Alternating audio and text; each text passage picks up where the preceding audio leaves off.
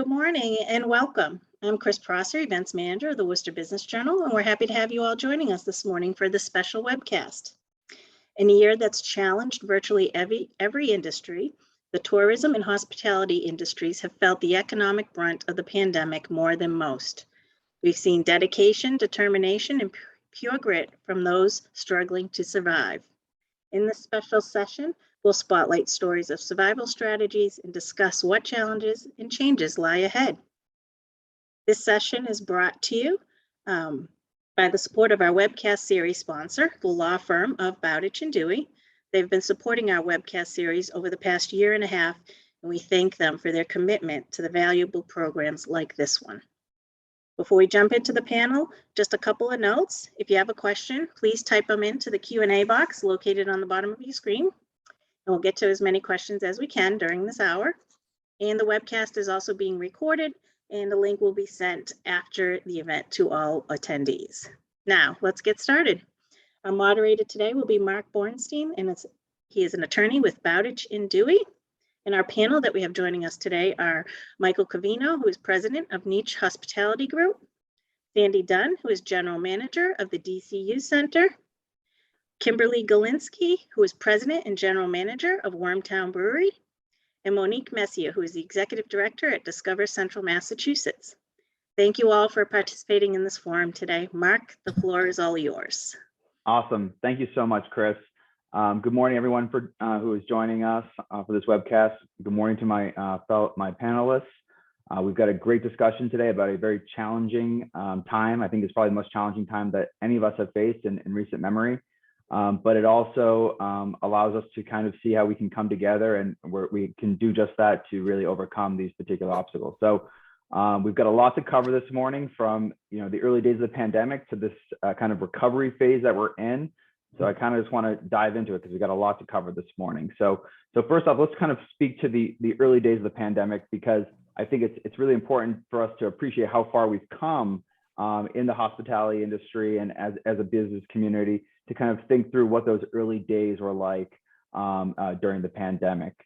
So if I may, Sandy, if I could start with you, just to kind of get a sense from you, as the general manager of the DCU Center, what were the early days like when the pandemic hit in March?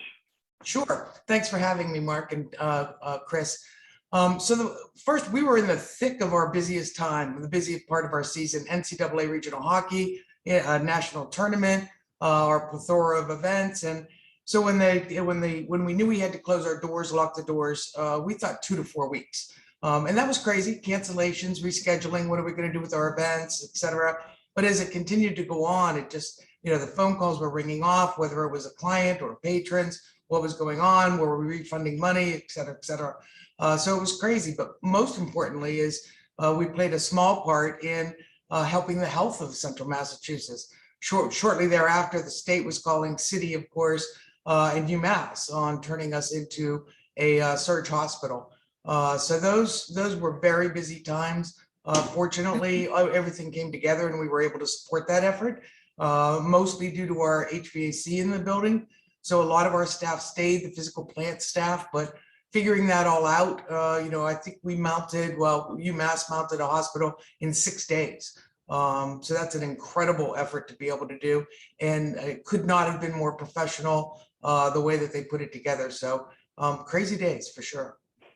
Definitely. Kim, you're with Wormtown now, but you're not new to the brewery industry. What were the early days like for the brewery industry? I mean, I distinctly remember speaking with you about trying to determine whether or not a brewery employee was an essential employee or not, right? So, there was a lot of craziness and uncertainty, but kind of if you could give us a sense of what it was like for breweries in the Commonwealth. Yeah, absolutely. We were very in the gray. We didn't know, are we essential? Are we not essential? What happens to our staff? What happens to production? Because we're not only, destination brewery, you come to us, you enjoy, a beverage with us, but it was also, how does our production staff and our production levels, how's that going to be affected? Here at Wormtown, it's not just a destination brewery. We also have keg accounts. We also have liquor store accounts, and we didn't know if they were going to stay open. So how do you manage all of that staff, all of where our beer goes, where our beer stays, what happens to, every level. And so it was very, very unsure time. So not only was there, panic within our staff, but what do we do with our external customers as well? So yeah, customers coming into the brewery, we didn't know, can we have them here? Or, even do we send kegs out? How do we get those kegs back? There was a lot of logistics involved too. And you're thinking about how are we getting kegs back from restaurants that aren't even open? So there was a lot that went into it for sure. And it was very, just the unknown for everyone. So externally, internally, it was a lot of logistics. Certainly. And Monique, in terms of tourism generally, you're with Discover Central Mass, which, obviously speaks to the broader hospitality tourism industry for Central Mass, not just Worcester, but north, south, the Sturbridge area. What was going on in terms of hotels? I mean, I can't even imagine all of these different industries. I suspect that it was probably similar to the DCU Center, but if you could just give us a sense of kind of what those early days were like for the hospitality and tourism industry from your perspective. Sure. So from our perspective, we saw all of these events canceling, and basically what happened is it's the trickle down effect. So an event cancels at the DCU Center doesn't just affect the DCU Center, that affects your hotels because those people aren't staying in your hotels. That affected your restaurants, that affected your breweries, that affected, parking garages and gas stations. It really hit every sector of the hospitality community. And we had to figure out, okay, how do we help pivot? How do we pivot from really reaching tourists and hoping that they'll come to the region to how do we help keep these tourism businesses open and allow the community to be aware of what the new stipulations are, who's open, where they can go, what they can do. So we really tried to pivot along with the business to immediately start thinking about recovery as we watched everything really just crumbling and closing down and going away. Yeah. No, so speaking to kind of that reopening, so Mike, I know that the niche restaurants, like many restaurants, quickly, had to close their doors. They couldn't be open for table service. I think you guys temporarily moved to takeout, which a lot of restaurants did until it was kind of determined that might be difficult in order, given overhead and food costs. Can you speak to the kind of the restaurant side as one of the most, important aspects of Central Mass's hospitality industry? Yeah. I mean, the early days, similar to what Sandy said, it was supposed to be a couple of weeks, right? So the first thing is, well, we're predominantly, full service restaurants where people come to dine with us, and that was eliminated. So we had 10 locations at the time of various concepts, some better for takeout than others. And so we sort of quickly had to say, we got 400 employees, so how are we going to keep everybody, to get to the other side of the 2 weeks? So sure. We went to takeout pretty much, again, some of them were already strong for takeout and some weren't. So we had to focus on packaging, on family meals, kits, things like that to try to keep everybody employed as much as possible to get through those couple weeks. And of course it extended. So that was our main focal point is, what are we going to do to keep everybody working, and how are we going to, keep revenue coming in, so people can keep working, and figure out how to pivot quickly. Yeah, so I think that's a great segue into the next discussion, which is kind of, we've talked about kind of the uncertainty related to the early days of the pandemic, and Mike's kind of spoken to some of the initial considerations as things begin to kind of reopen. So there was this huge pause, right, for basically a month and a half where nothing was happening, and then the governor and his advisory board provided the reopening plan to kind of speak to, okay, we're going to start with restaurants may open 6 feet apart, hair salons and whatnot. Can some of you speak to the reopening of your businesses, even on or organizations or related industries, even on a limited basis, about what kind of considerations were taking place, what discussions were happening in terms of your staff, in terms of safety, when you decided to open that door just a little bit once permitted. Kim, want to start us off?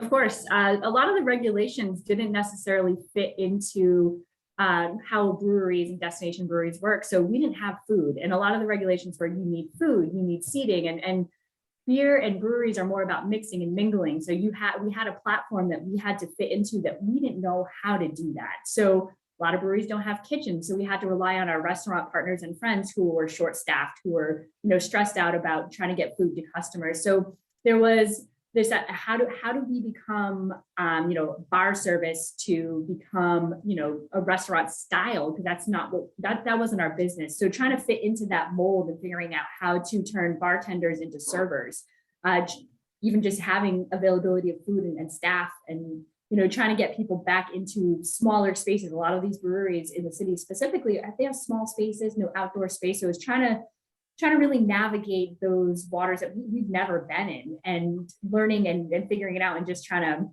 use some of our experience to try to fit into something that wasn't really our specialty. So that was tough, but we did it. We all did it. So other than that, it was also just, beer isn't instant. So we had to figure out how to ramp up or bring back down some of our volumes. That was hard too, because beer takes weeks. So stuff that's in tanks was getting dumped out. So that we had to figure out, okay, beer's not going to be ready for 2 or 3 weeks. Will the regulations change again? So it was a little bit very, very dicey unknown for sure. Yeah. I think that's a very fair point, because you can think about those reopening plans, and they try to put everyone into neat buckets, right? Okay, well, restaurants, you can do this, hair salons, but if you're not one of those specifics, or your business touches on multiple aspects of those businesses, then you have to kind of determine whether or not you can do one thing or another. So that's a very interesting perspective. Monique, what do you think in terms of the reopening plan? Hotels were obviously much later in terms of the reopening. What were you seeing in terms of the reopening plan, and how was that affecting tourism in central Massachusetts? Obviously, events were being canceled, but people were still getting out there. I know that golf in particular was something that became, I think I read that golf courses tripled their usual activity. So people were looking for new types of activities once things began to reopen. Can you speak to some of that a little bit? Yeah, when you talk about the golf courses and whatnot, we definitely started positioning the city and the region as a wonderful place to come with lots of outdoor assets, right? So you can come and stay in a hotel.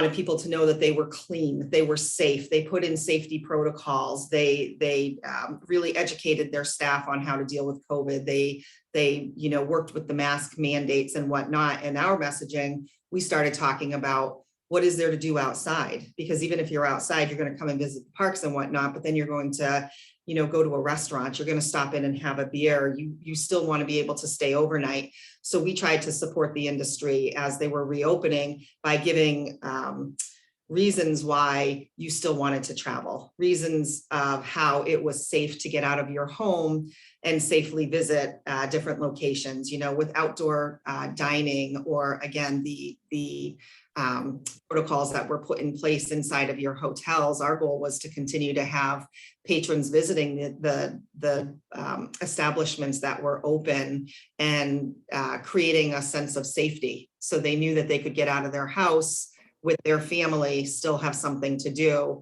and still be helping to rebuild the economy a little bit. Certainly. And so to that point, kind of making people feel safe.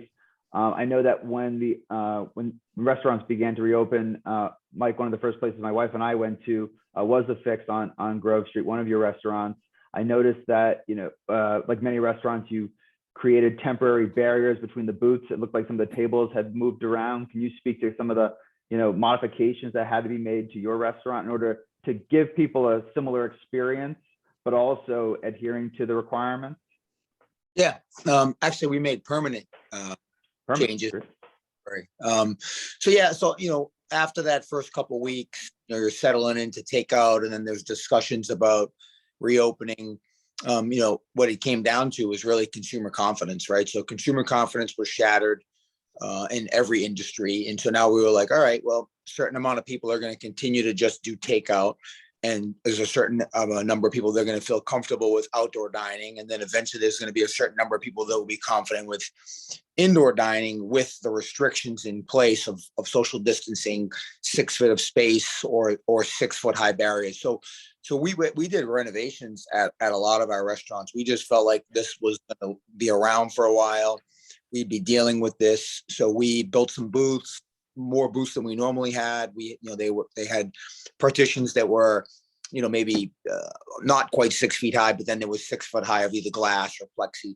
So we went on a focal point of how do we weave hospitality into consumer confidence, right? Normally we'd like to scream, the food is amazing, the drinks are amazing, the service, but it sort of became, it's safe, it's clean, it's been redeveloped and redesigned for a post-COVID world, so we put a lot of attention into that because we knew again, there was different segments of people that were going to feel comfortable doing different things for quite some time. So those types of renovations obviously cost money. Kim, speaking to kind of fluctuations in product, Monique speaking to the fact that hotels weren't open, and Sandy, not being able to host events, right? A lot of businesses relied on government assistance in order to kind of keep the lights on, keep their employees paid. Do any of you feel comfortable speaking to kind of the PPP loan program? Are you familiar with people that utilize those funds, that had problems with those funds, obtaining those funds, or saw those as a savior? We've heard, I've personally heard great things from certain businesses regarding the PPP loans. So anyone who could speak to some specificity in terms of experience related to that process. I can. We definitely took advantage of PPP loans. We needed to, we were trying to keep as many people employed or people that were, when we first hit, the pandemic first hit, we had to lay a number of people off. So to bring people back into the workforce with revenues that were 40% of what they were pre-pandemic, we need that those funds helped us, get people working and get them hours, so then we could focus on, cleanliness or all those renovations and all those changes. So the PPP loans were super valuable for us because basically it was, fulfilling the line item of labor that it's a big portion of what our expenses are. And so without the PPP loans, we wouldn't have been able to get people back into the workforce and try to scream from the rooftops, hey, we're open, we've got takeout, we've got outdoor dining. So it was a smooth process for us. We have great accountants. I have a controller, so it was for us to just put the information together and get approved and get those funds. That's great to hear that. Anyone else have any friends or family that utilize the PPP loans? No? We heard from many small businesses. One thing that Discovered Central Mass tried to do was to provide as much information as we could out to our small business community and to the hospitality community. So as people would ask questions or what did we know, we tried to filter out as much information as we could. So we acted more as a communication agent to let our businesses know that those loans were available. And some of the businesses that I know were able to take advantage of it, most had a very smooth process. And I know that it was a help in recovery. It was a help to stay open, and it was needed. And we personally received no negative feedback. That's terrific. And it's so important to connect people because, as a small business, I'm sure that, they're worried about a million different things related to the business, but also the safety of their families themselves. And so it's great to be able just to have that information and then know that you can quickly get these necessary funds because, without those funds, I'm from what I've heard from many businesses, they would not be in operation today. So That's great to hear. So let's take a step back of where we've traveled so far in our brief discussion today, right? So we've talked about the early days of the pandemic. We've talked about kind of the early reopening. And so we obviously during the reopening, there was a lull, and then there was things seemed to look pretty bright in the summer and then into the early fall. And then there was a surge. And things seem to close back down again for a short period of time. And then in 2021, things have slowly, progressively reopened. And now with greater availability with the development of the vaccines and the availability of the vaccines, the governor has essentially removed most restrictions related to COVID-19. And really industries have the capacity to essentially reopen. And so I know Sandy, you must be itching to get events back in your arena. I know that there's multiple concerts that are scheduled for the winter. I know the Railers will start, I believe, is it this weekend, right? The first game? Saturday's opening night. Come on down. That's awesome. So it's really exciting to have hockey back in Worcester, and also for the DCU Center to be utilized again. But kind of thinking about COVID and where we've come from, what do you see as kind of like the long-term effects of COVID on the DCU Center and the way you're currently operating? Obviously, there's the city's existing mandate for masks, but in terms of the, you could say the short-term effects, and then also speak to kind of the long-term effects of maybe how your operations might be changing. So we certainly have the mask mandate in place as an indoor venue, and thank goodness they do not have the social distancing policy in place anymore. That was really a challenge for us from a business standpoint. So we're fine with the mask mandate. I'm on Mike's position here of it's all about consumer confidence. It's walking into a venue that you feel like you're going to be safe, your family's going to be safe, my employees need to feel that they're safe. So there were a variety of new protocols put in place while we were down with COVID. Most important one is improvements to the HVAC system. Controls, filtration, ionization, all put into both buildings, convention center and the arena. Increased hygiene procedures, sanitation stations. We are almost fully hands-free for our restroom facilities. We've added a lot of mobile purchasing, mobile ticketing to try to minimize the amount of touch points that we have. But for those touch points, increased sanitation, increased staff. So I think, frankly, I think a lot of that's going to stay. Line management's much better in the building. We kept the dots, the 6-foot dots where we could, so that people would just be top of mind. They might not, we're not enforcing it, but it would be top of mind. We also have our little mask up for everybody to make sure that they keep their masks on unless they're actively eating or drinking in the stands. So I think all of that's going to help consumer confidence. The numbers are pretty good in Central Mass. We would say vaccinate, vaccinate, vaccinate. We do get a lot of questions about why we're not requiring vaccinations. We have multiple venues here. The convention center is very different. The clientele is very different than the arena. Some of the events are smaller in attendance, some are larger. So we want to follow the health protocols. We believe in the Worcester Public Health Department and what they're directing. They know the science, we don't. So masking is what they're saying. So masking is what we're doing. We do have certain clients that are increasing those protocols. Chamber of Commerce is coming in with the Women's Leadership Conference. They're requiring vaccinations for all attendees. It's part of their registration. We're with them on that. If they want to choose that, if that's right for their constituents coming in, that's great. We have 2 concerts that will require vaccination or 72-hour negative testing, both Evanescence and Ghost. Those 2 concerts are requiring that. So we're looking at each event. Those events know their audience, they know their guests, they know what's appropriate. And if they want to increase their mandates, we're all for that. But we would ask, thoroughly vaccinate, vaccinate, vaccinate, whatever we can do to try to increase that. Told public health, if they have enough staff to come in and vaccinate at our events, please come in and vaccinate. We all need to be in this together, whether it's our employees, our fans, or the citizens of Central Mass. We got to do it together and be kind. The other thing I would say is kind to the patrons for their patience in understanding that we need to put these policies in place, but also patrons, be kind to the frontline staff. Can't tell you how many places I've gone into that, service isn't what it used to be.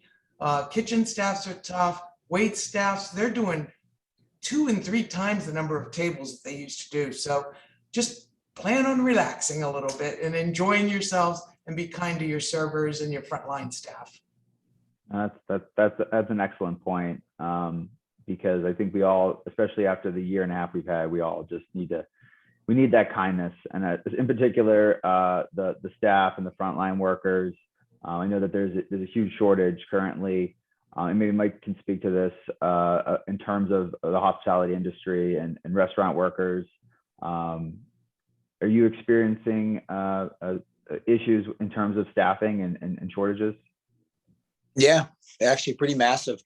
It's unprecedented. I mean, it's been a challenge throughout the process, but the biggest challenge now is staffing and help. I mean, consumer confidence, is still, I think consumer confidence is much better in certain aspects, but like there's no like late night, even dining, not even just destination, drinking, but like the late night stuff is just not there. So we're sort of crammed into like a shorter day part,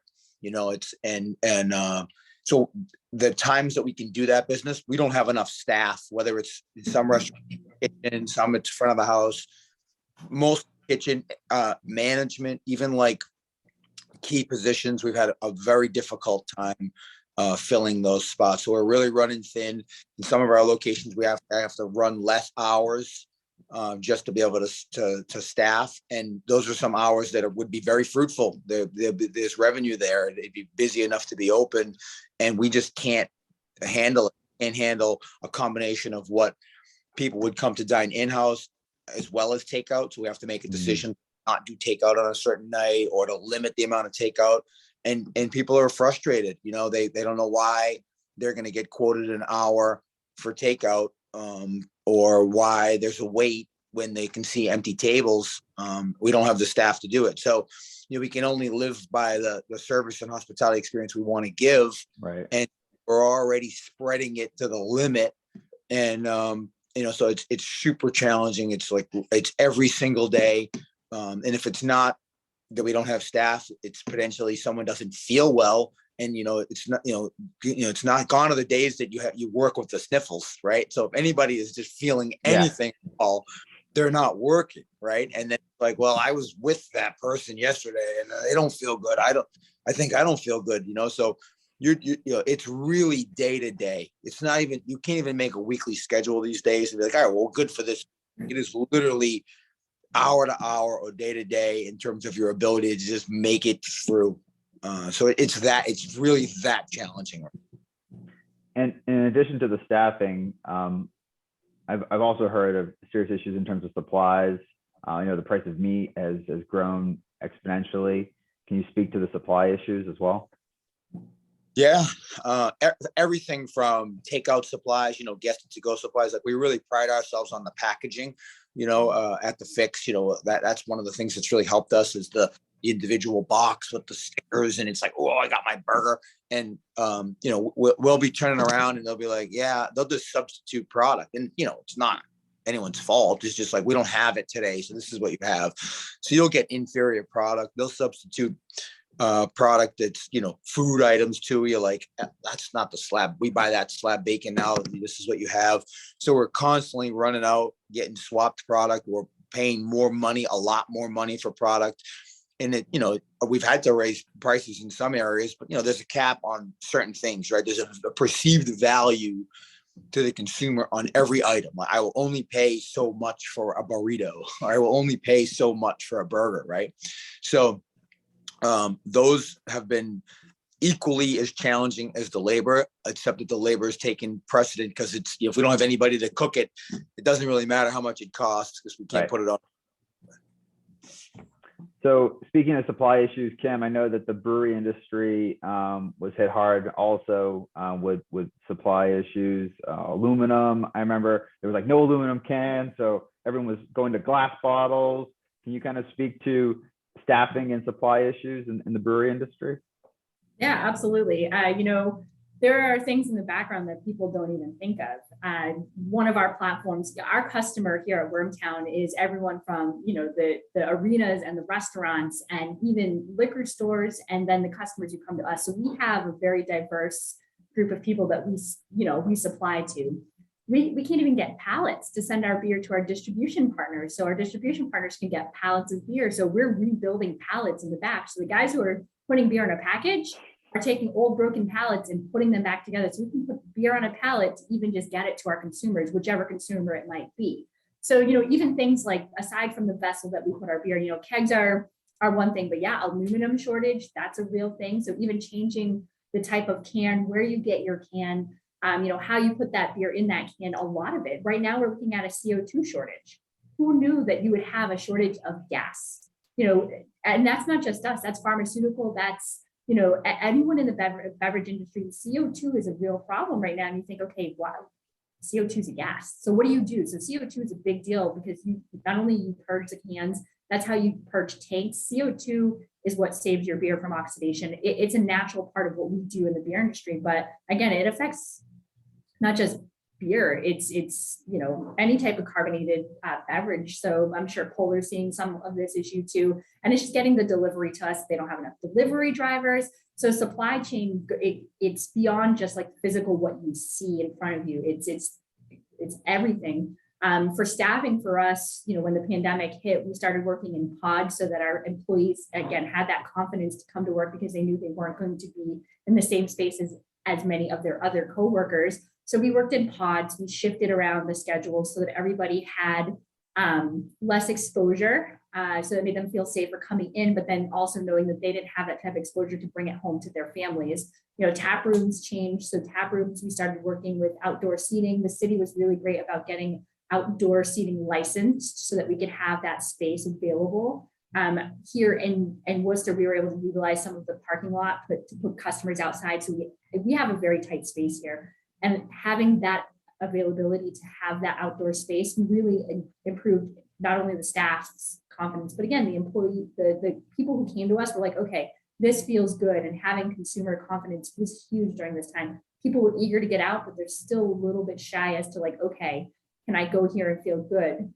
And that was a huge part of being able to, is having that flexibility. But supply chain, yeah, it's everything, every part of it. So, and there's a lot of friends in beer. So, if we are short on something other than CO2, we can reach out to our neighbors and our friends to say, hey, you know what, guys, I need some lids for this size can. Can we swap? Can we trade? So that's been very helpful, having friends in our industry. And speaking to friends, we have one comment from someone in the audience that says that Clem and Spencer is giving away pallets. So it's not that far away from you, Kim. So maybe Sadie's got pallets. I do, Kim. I wrote down, call Kim right after this. Awesome, perfect. And that's great to hear, because that's really what we all need to be doing at this time. Is everyone could use a helping hand. Everyone's struggling. So that's a great thing to see. Yes, please. I have a comment about that. I wanted to jump in because we're talking a lot about staffing before you moved on to the next comment. Here at Discover Central Mass, we have had a lot of feedback, and most of the small businesses that we work with have shared with us the struggles with staffing. So as an agency, we decided that we need to try and help if we can. And that's not something that normally a tourism agency would do. We're kind of all about, promotion and heads and beds and whatnot. But we are putting on a hospitality and tourism job fair on November 17th. And we will put messaging out. And again, we see that there's a real need to help these organizations if we want to recover, and we need to help as much as we can. So more to come on that, but I just wanted to put that out there, that hospitality focused, tourism focused, at the job fair itself. We'll look for, restaurants to participate, hotels to participate, DCU Center, everybody. There's so many staffing positions that are open at this time.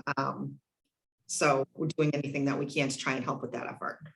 No, that's tremendous. So it's really great to see that Discover Central Mass is somewhat retooling its operations to make sure it's providing the support to help those hospitality businesses succeed. Kind of going back to my initial question, I definitely wanted to present this to you too, Monique, to get your thoughts in terms of long-term effects, or maybe near short-term effects on the hospitality industry in Massachusetts. Obviously taking a hit, no surprise there, right? But is there changes in certain trends that you're seeing? Is there been like kind of like as Sandy said, there's been retooling of HVAC systems.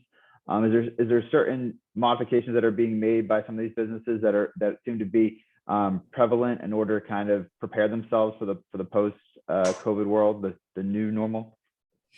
So I think one of the largest or the biggest trends that we are seeing as a takeaway from in post-COVID is the hybrid model event is here to stay. We've seen many of our clients come through that host conventions or meetings or, cultural attractions that have adopted a hybrid model where you have the option of going in person, but you also have the option of doing what we're doing, right? Of doing a Zoom event or a Teams event or whatnot. So I find that in our business community for our local hotels with meeting space, Mechanics Hall, the DCU Center, everybody needs to be prepared and to be able to provide the tools to the clients to make that easy to say, okay, you're coming in, you have this event, here's our Zoom package. Because that's not a world that we used to live in. With meetings, it was all in person. And in order to get back to in person, we need to also have the option of a Zoom situation for those that still aren't comfortable with going out. So I see that to be a trend that's not going to change.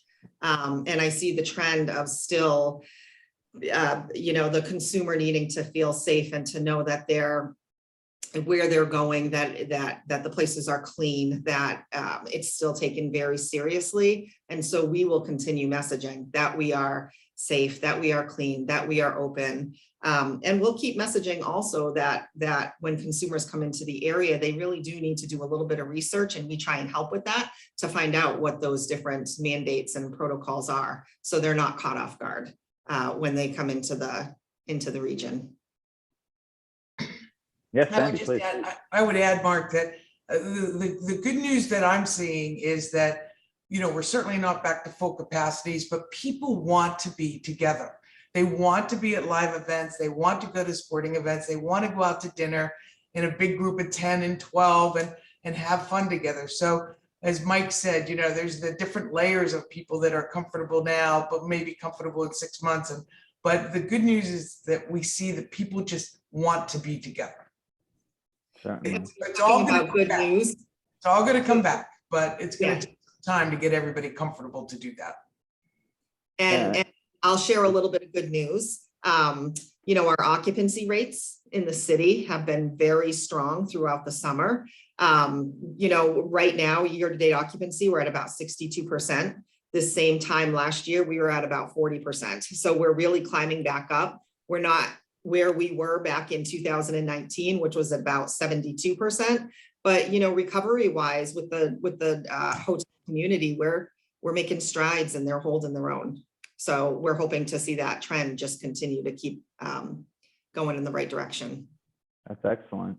And in terms of breweries, Kim, long-term effects related to breweries, I think curbside pickup is very popular with some breweries.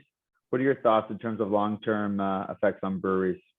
Curbside pickup for a brewery that has, always had customers coming to them, that's always been, we had to pivot, change models. So customers coming inside was no longer an option. So learning how to sell beer from a different perspective. So point of sale, even just how do you get the beer to that customer who's driving up? You know, is there somebody who runs the beer out? How do you know your customer's here? You know, what does that all look like? So, you know, being in the industry and seeing what all of our friends in the beer industry were doing, we all kind of learned from each other. We saw what each other were doing, but we had to rely on our business partners as far as like how our point of sale works. How does our website work? Are we allowed to do this? That's the other thing too. Like, how do you check IDs? So our customer has to be, right, you know, of age. So how do we do all these things? And it looked a lot like, you know, a drive up here. Well, here's my order number. Here's my ID, making sure that the staff could, you know, properly communicate with the customer, getting the order correctly into the correct car for the right person. Yeah, it was a challenge. And we all learned how to do it. And people were great. People were patient. You know, patience started to wear out towards the end. And so it goes back to the, yeah, please be kind. Remember, these people you're not the only customer in front of us. And our staff is really trying to accommodate everyone with all their needs.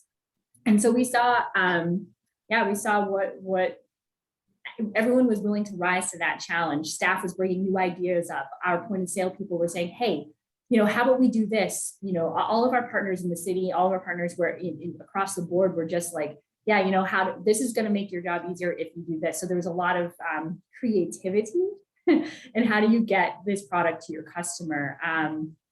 You know, in regards to the staff too, they were really pretty eager. We had people in our brewery specifically who are generally on the road or who are generally in the tap room willing to get in front of those customers and bring them that product, which was great to see. Our staff was really willing to just kind of, you know, they still wanted that people interaction, however it ended up looking to them. So then you might not be having a beer sitting in front of them, but they're still able to smile and give you that can of beer to make you happy. that's awesome. And Mike, one thing that I've read a lot about in terms of the restaurant industry is obviously the delivery businesses took off exponentially. It seems that people are more inclined to do takeout, which obviously hurts a restaurant like yours that relies on folks coming in and staying and imbibing. What are your thoughts? Do you anticipate that the takeout phase will continue to remain strong, or do you think it will kind of revert back to the normal? I know what you're hoping, but I'm just curious. I'm just curious of what you're thinking. Yeah, no, it's here to stay. I mean, our takeout was growing. I mean, so we had right before the pandemic, we had switched to a more robust mobile app that allowed people to, you know, order on the app for both pickup or delivery. And so we had worked it so that it linked to a third party, right? Like a DoorDash and Grubhub and Uber. We have all those.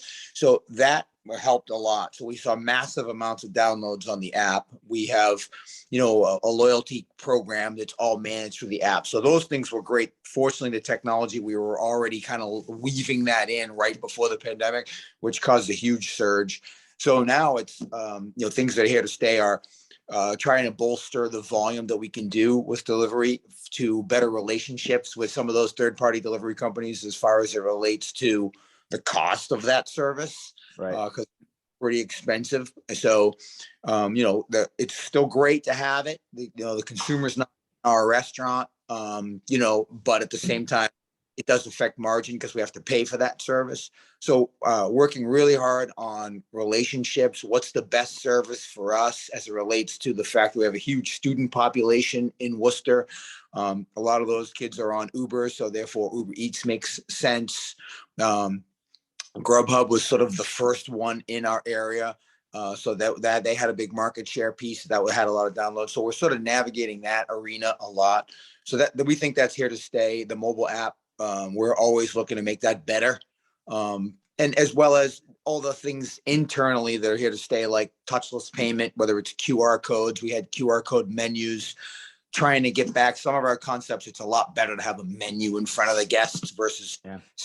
So I'm always worried about where technology is great, but interferes with hospitality. You know, hospitality is emotional. And so I feel like a lot of it's been stripped away from a lot of the industries that we're talking about, not just restaurants, is that emotional connection that says, I want to wait on you, right? I want to take care of you. I want you in my restaurant. I want you in my brewery.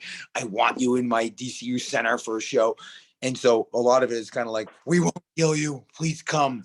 And so getting back to, using the technology, but not losing sight of the emotional connection to why we serve people is the part that I'm constantly evaluating and thinking about, because it's here to stay, but it can't just be, yeah, check, we did that. Because if it doesn't weave into the brand and the brand experience, then it just feels like we're just doing it, because everybody else is doing it, so it's sort of like, well, everybody's doing it, but how are we going to do it in a restaurant? How is a brewery going to do it so that it says, wow, it feels like it's part of you, right? It feels like it's part of your brand. You did it because of COVID, but it doesn't feel like it's because of COVID. Right. It's not. You're going to create separation in a restaurant, and you don't do it with a shower curtain, because then it feels like I just up, right? You feel like, all right, I built this, we did this, we think it weaves into our brand, and it will make people feel better about their experience. And I'm really want to get back to hospitality on the forefront of all these businesses that are represented here today, and the ones that aren't, because I think that's the great thing about Worcester is that as we grow, I think that one of the things that we can leverage is this want to bring people to our city, this want to serve them, this want to make them feel good about the products. Like, you got to try this. This is amazing. You got to try what my neighbor has. This is amazing. And so I think that was why Worcester was growing. So getting back to that with all the technology and the permanent changes is the thing that I'm really hoping for on the other side. Right on, Mike. Awesome. Right on. Yeah, that's a great point, and I think that's truly one of the benefits that we have in Worcester. Is it's such an interconnected city, from its hospitality industry to the business community, the government. Everyone works together, and everyone has the same objective, which is to make the city stronger. So I think that's an excellent point. So thank you for making that, Mike. Yeah, no problem. And so so Mike was speaking to improvements that are being made for his takeout service. We've talked about kind of how businesses have adapted. Is there certain other aspects of your respective businesses or industries that have improved because of the pandemic? I'm looking for some silver lining here in terms of kind of the madness, which has been the last year and a half. Aside from time to kind of reflect and reprioritize. I know that's one thing that I've had the benefit of from this pandemic, is kind of thinking through, like, oh wow, like maybe I should be doing this instead of that. But is there anything else in terms of your businesses that actually have become stronger because of the pandemic? Well, I talked a little bit about the improvements in our building, but I want to shift over as a customer as opposed to as a property manager. As a customer, I think the outdoor dining has been just terrific, and the creativity of getting that done, and some of it simple and some of it unbelievable, with tents and carpets, etc. I hope that the city will continue to embrace the outdoor dining scene and the creativity of providing other spaces for enjoying, whether it be concerts outdoors or dining outdoors. Or I think that has really been an improvement to the quality of life in Central Mass. So hopefully that'll continue. Yeah, I've been able, as a resident of Worcester, I've been able to enjoy a lot of those restaurants and outdoor venues. I was at the Cliff Rucker concert, Off the Rails, recently in our firm's former parking lot. And I think it's a great addition, because I think prior to the pandemic, things were businesses, might have a small little patio area, but there wasn't the widespread outdoor dining that we're seeing. So kind of like Wormtown seasonal garden in the parking lot. I know that there's a parklet now on Franklin Street. And I know that the Fix has had some already existing outdoor seating along Grove Street. I think that's a great benefit. Monique, do you seeing a push by restaurants, any which way they can to get outdoor dining? Yeah, we do, and we have the privilege of being able to push that messaging out to the consumer to say, hey, look at us, look what we're doing, look what our businesses are doing, follow along with us, and we're going to let you know where you can go sit outside, and the great food that you can have, and the great product and the great beer that's available here. So we get the fun side of positioning the city and really driving that message out to the consumer. And over, all the great venues. and over Sorry, go ahead. Hanover Theater doing Julius Caesar on the Common this summer. You know, how out of the box thinking that was. And, you know, again, just I think people did a lot of out of box thinking of how to enjoy the great outdoors. And, you know, we fortunately had a great summer. We're opening the Oval finally this year. We didn't open it last year. So, you know, looking to get people more activities outdoors, which is an improvement, something to embrace. Yeah, I mean, I we're do- New Englanders. We're Yeah. hardy people. Mark, That's I do have to Kim. say, it's been good to have the support from the towns and the cities and extending our licenses to allow us to do those, because we are restricted by what we can do by our licensing. So having that flexibility from the city and from the towns in which we operate, you know, we're in Foxborough as well. And so we have two different sets of guidelines that we have to follow. So managing two separate spaces and two separate towns with two different sets of regulations, you know, each town has been really great to work with. And as far as like, okay, just make sure you have fencing. And they gave us really easy guidelines to follow. So it was nice to have that support from each of the towns saying, yeah, you can definitely have this outdoor space. We never had this before, but here's what we want you to do. And it was really nice to have support and be able to have that space available for us. That's excellent. It's good to have, again, going back to that connection between all the different industries and government, one supporting the other. So my last question for you guys for this webinar is, what can businesses and consumers, patrons do to kind of further accelerate our return to normalcy? What do you think is something that each one of us can do? Obviously, you know, remain healthy, but kind of bringing us back to this normal world that we lived in before March 2020. I think support and patience are two things that we really need to work together with. You know, patience from, you know, management and consumers on both sides, you know, just again, the whole being kind thing. It's going to take some time for everything to come back, you know, from supply chain all the way to, you know, having the staff to just be out there and getting people back into the workforce. So it's all of it. It's just, I guess, a human factor. So be kind. I just want to keep pressing that. Definitely kindness is needed. Mm-hmm. Vaccinations, get the facts, get the vaccination.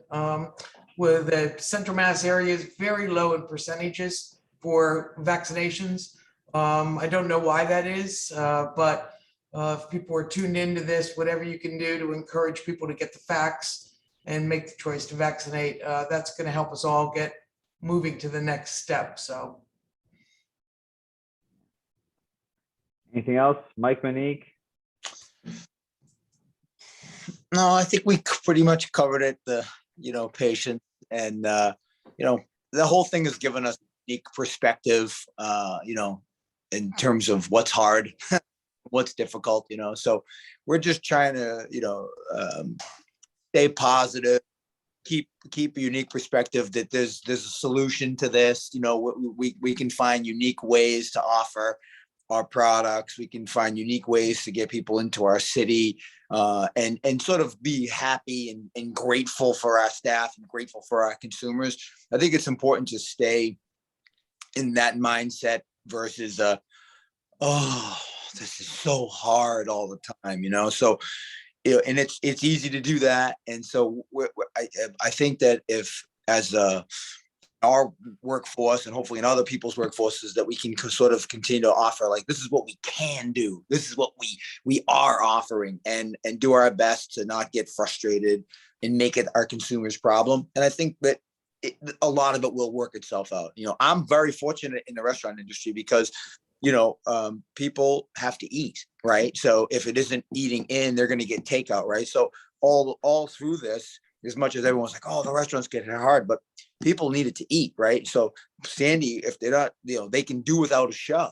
They want the show, but they weren't going to stop eating because they couldn't go to the show, right? So you know, so where there's a silver lining in it for us. We, you know, if it's more takeout, then it's more takeout. You know, if it's more delivery, then it's more delivery, you know? So we just have to keep on doing what we can do and not focusing on what we can't do. Awesome. All right. Well, so with that, we've got a couple minutes. So I don't see any pending questions, but I would invite the viewers now, if they have any questions, please submit them in the Q&A function in the Zoom chat. The only question we have so far is the comment regarding Clems and the pallets. So definitely, Kim, talk to Sandy and maybe reach out to Clems on your way home. Yeah, when you today. guys see if you see the bee hoppy truck show up, don't ask any questions. That's right. Just make sure there's a six-pack on the back of that. We can handle that for sure. Right.